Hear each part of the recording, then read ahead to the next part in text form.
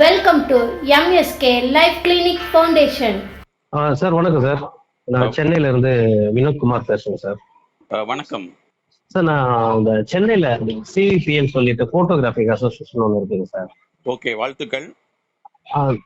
Okay sir. அது மூலியமா கொஞ்சம் உங்ககிட்ட கொஞ்சம் சில விஷயத்த கொஞ்சம் கிளியர் பண்ணிக்க வேண்டியது இருக்கு. இந்த போட்டோகிராஃபர்ஸ் வந்து சூசைட் பண்ணிக்கிற அளவுக்கு ஆல்ரெடி இப்போ நடுவுல இந்த ஒரு மாசத்துல 2 போட்டோகிராஃபர் வந்து சூசைட் பண்ணியிருக்காங்க. ஃபேமிலியில அவ்வளவு கஷ்டங்களோ இல்ல ஸ்டுடியோ சம்பந்தப்பட்ட ப்ராப்ளம்ஸோ அந்த மாதிரி எதுவும் இல்லை. அதாவது ஒரு விதமான மன அழுத்தத்துலதான் இந்த மாதிரி ஆகுறாங்க. அந்த மாதிரி ஒரு சூழ்நிலையில இன்னைக்கு வந்து பாத்தீங்கன்னா நிறைய பேர் இருக்காங்க. ஆனா இப்ப நம்ம அந்த போட்டோகிராஃபி ஃபீல்ட்ல இருக்கோம். அதனால இந்த போட்டோகிராஃபர்ஸ்க்கோ ஆனா ஏதாவது ஒரு தீர்வு உங்க உளவியல் ரீதியாக ஏதாவது எங்களுக்கு சொல்ல முடியுங்களா? நன்றி சார் மிஸ்டர் வினோத்குமார். நீங்கள் சமூகம் நலன் கருதி உங்களுடைய அசோசியேஷன் மூலமாக எங்களுடைய எம்எஸ்கே லைஃப் கிளினிக் ஃபவுண்டேஷனை தொடர்பு கொண்டதுக்கு நன்றி. எங்களோட இணைப்பில் வந்து உளவியல் சகோதரி எம்எஸ்கே பிரியா அவங்க இருக்கிறாங்க. பொதுவாக வந்து மன அழுத்தம் அப்படிங்கிறதே எங்களுடைய மைண்ட் செட் நாலேஜ் கோட்பாட்டின்படி அதை நாங்கள் என்ன சும்மா வாழ்க்கை அழுத்தம் சொல்கிறோம். ஒவ்வொரு தனி மனிதனுமே ஒவ்வொரு வாழ்க்கை அழுத்தங்கள், அதாவது 4 வகையில் அழுத்தங்கள் உருவாகும். ஒன்று கல்வி, பொருளாதாரம், சமூக அந்தஸ்து, உளவியல் ஆரோக்கியம். இதுல வந்து அழுத்தங்கள் ஏற்படும். இந்த அழுத்தங்கள் வந்து ஒருத்தருக்கு தன்னுடைய அழுத்தத்தை வார்த்தைகள் மூலமா சொல்ல முடியாது. அந்த தொடர் அழுத்தம்ங்கிறது உடனடியாக நடக்காது. குறைஞ்சபட்சம் வந்து ஒரு மனிதனுக்கு மன அழுத்தம் ஏற்பட்டு, அதாவது வாழ்க்கையினுடைய அழுத்தம் மனசுல பாதிப்பா ஏற்படுறதுக்கு 5 ஆண்டுகள் தேவைப்படும்.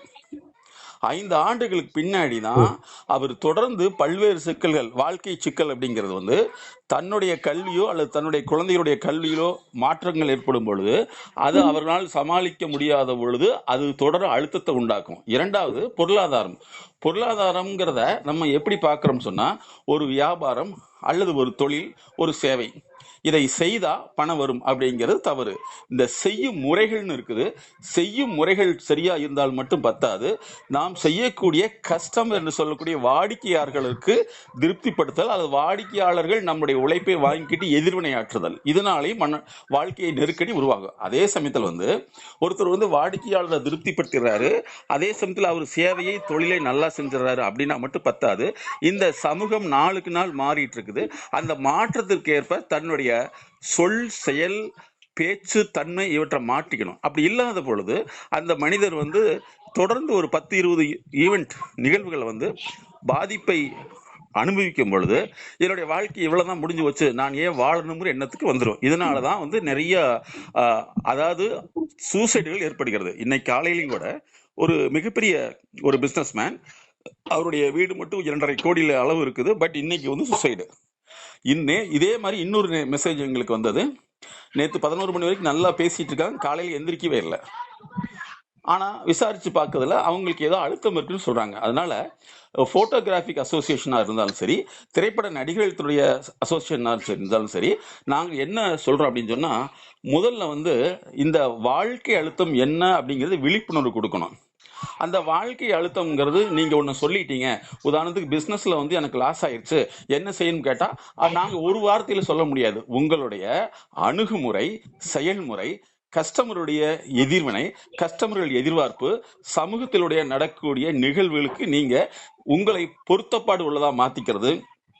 அதே மாதிரி நீங்க செய்யக்கூடிய தொழில், சேவையை உங்களுடைய குடும்பம் உங்களோடு இணைந்து செயல்படுவது, அல்லது குடும்பத்தினர் வந்து உங்களுடைய செயல்களை பொருத்தப்படாம அவர்களை எதிர்த்து பேசுறது, அல்லது அவர்களுக்கு ஆதரவு இல்லாமல் கொடுக்கறது, ஆதரவு கொடுக்காமல் இருக்கிறது, உறவினர்கள் மத்தியில உங்களுக்கு இருக்கிற மதிப்பு அல்லது நட்பு மத்தியில உங்களுக்கு ஏற்படக்கூடிய அந்த தொடர்பு சிதைவு, இதெல்லாமே வந்து அழுத்தத்தை ஏற்படுத்தினா அவங்களுக்கு தற்கொலை உணர்வை தூண்டுது. நாங்க தற்கொலை அப்படிங்கிறத 20 வருஷத்துக்கு முன்னாடி என்ன சொன்னோம், சுயக்கொலைன்னு சொன்னோம்.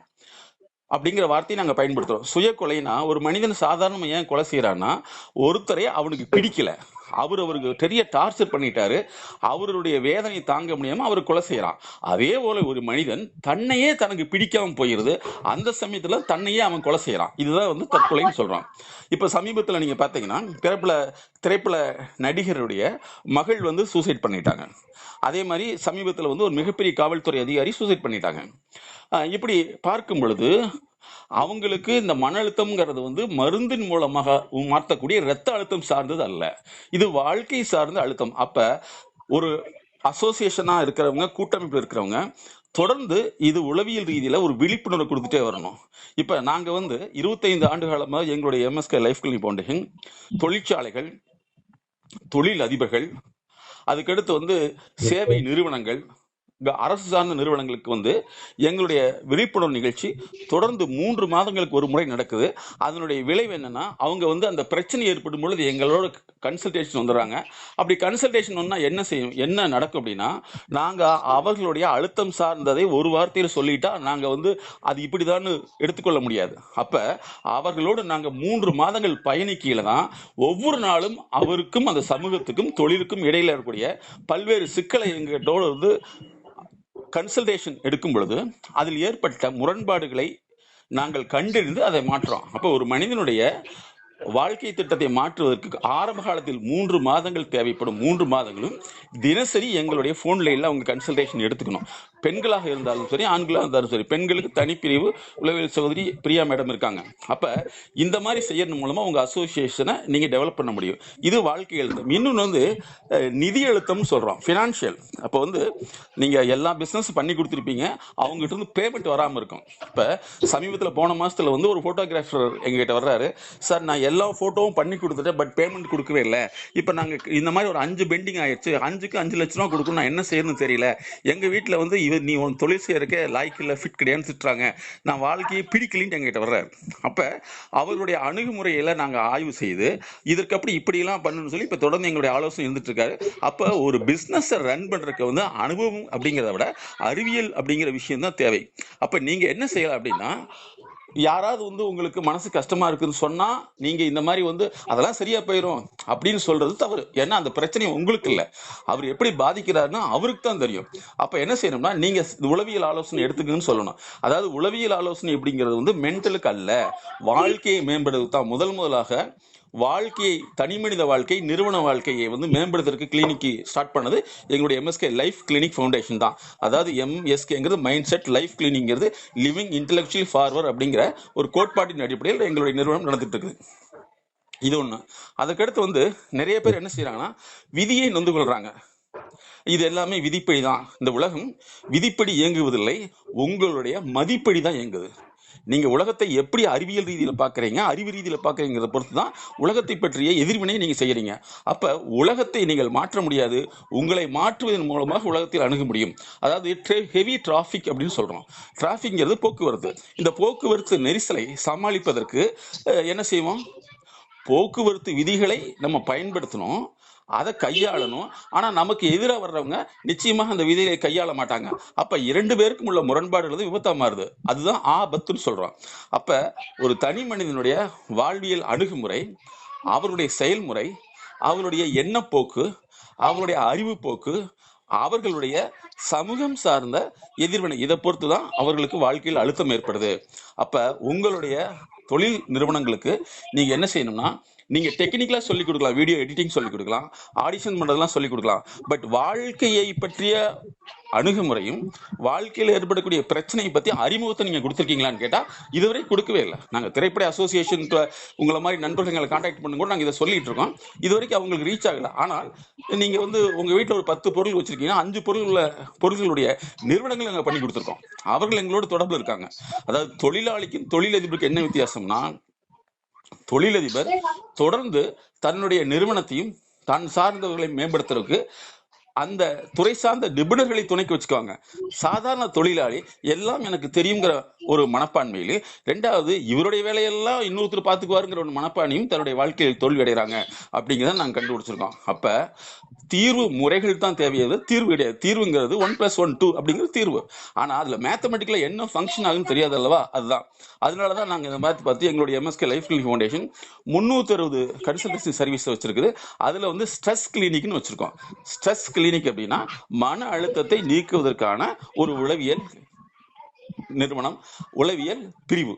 இப்ப இந்த ஸ்ட்ரெஸ் வந்து நாங்க என்ன செய்யறோம்னா, அவர்களோடு தொடர்ந்து ஆய்வு செய்து, மன ஆய்வு, ஒரு தனி மனிதனுடைய மனதில் எப்படிப்பட்ட பதிவுகள் இருக்கிறது, அது எப்படி அவங்களை இயக்குது, அதே மாதிரி அந்த மனிதனுடைய தனிப்பட்ட பண்பியல் தொகுப்பு, அவர் வந்து ஒரு விஷயத்தை தனக்குள்ளே வச்சுக்கிறவரா, இல்ல அடிக்கடி வெளியே சொல்லிட்டே இருக்கிறவா, அல்லது நட்பு ரீதியில வந்து இதை சொல்லிட்டு தன்னை அனுதாபத்தை தேடிப்பிடிக்கிறவா, தேடிக்கொள்ளக்கூடியவரா, அனுதாபத்தை தேடிக்கொள்ளக்கூடியவரா, அல்லது வந்து நமக்கு வெளியே தெரிஞ்சா தவறாயிருமோன்னு நினை மறைச்சிக்கிறவரா, இப்படி எல்லாம் நாங்க பல வகையில் ஆய்வு செய்துதான் அவரை நாங்க அந்த விஷயத்திலிருந்து வெளியே கொண்டு வர்றோம். அதே மாதிரி நேத்து எங்ககிட்ட ஒருத்தர் வர்றாங்க, திருமணமாகி 3 ஆண்டுகள் கஷ்டப்படுறாங்க, 3 ஆண்டுகள் வேதனை பண்றதுக்கு முன்னாடி வாழ்க்கையே வேணாங்கிற சமயத்துல எங்ககிட்ட வர்றாங்க.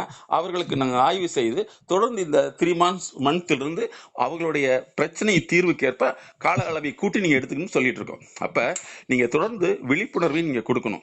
கொடுத்தா மட்டும்தான் எதிர்கால சந்ததிகளை காப்பாற்ற முடியும். அதே மாதிரி இன்னொரு வேண்டுகோள் என்ன, இன்னைக்கு குழந்தைகளுடைய பிரச்சனை அதிகமாயிட்டு இருக்குது. அது டிஜிட்டல் மீடியாவா இருக்கலாம், அல்லது கல்வி சார்ந்த விஷயமா இருக்கலாம். ஒரு பிரபல இசையமைப்பாளருடைய மகள் கூட இறந்ததுக்கான உளவியல் காரணங்கள் கேட்டால் ஆச்சரியப்படுவீங்க. எங்ககிட்ட வரக்கூடிய கேஸ் எல்லாம் நாங்கள் பார்க்கல. டிஜிட்டலா ஒரு பெண்ணோ ஆணோ அவங்க அதுக்குள்ள போயிட்டாங்கன்னா 3 ஆண்டுகள் கழித்து தான் அவர்களை வந்து மையப்படுத்தி அந்த டிஜிட்டல் உலகத்துல வந்து அவங்கள டார்ச்சர் பண்றாங்க. அப்ப அவங்க வெளியே சொல்ல முடியாதனாலே தன்னை மாய்த்துக்கிறாங்க.